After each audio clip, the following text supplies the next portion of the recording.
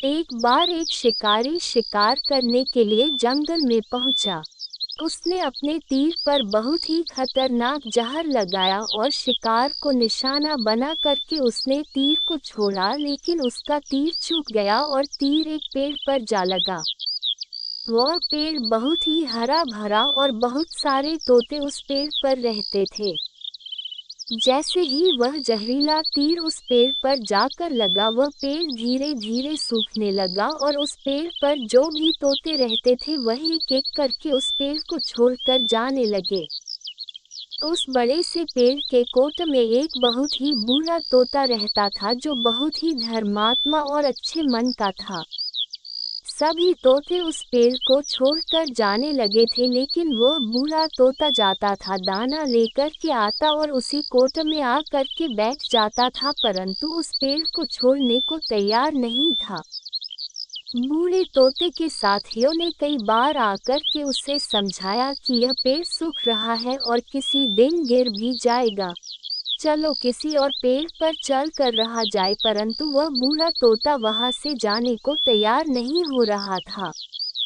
अब यह बात देवराज इंद्र तक पहुंची। उन्हें बताया गया कि एक तोता है, वह जिस पेड़ पर रहता है उस पेड़ पर एक जहरीला तीर लगने के कारण सूखने, गिरने और खत्म होने के कगार पर आ पहुंचा है, और एक बूढ़ा तोता अभी भी वहीं पर रह रहा है। वह दाना लेकर आता है और वहीं पर रहता है, जबकि उस जंगल में बहुत सारे पेड़ हैं, लेकिन वह उसी पेड़ पर रह रहा है।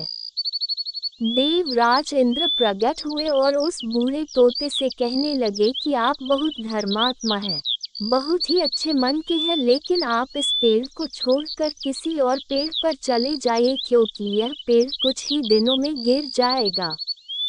तालाब के पास में बहुत से बड़े बड़े हरे भरे पेड़ हैं, बड़े बड़े कोट हैं, उन पेड़ों पर फल भी लगे हुए हैं, उन्हें वहीं पर तोड़कर खा सकते हैं, परंतु यहाँ से आप चले जाए।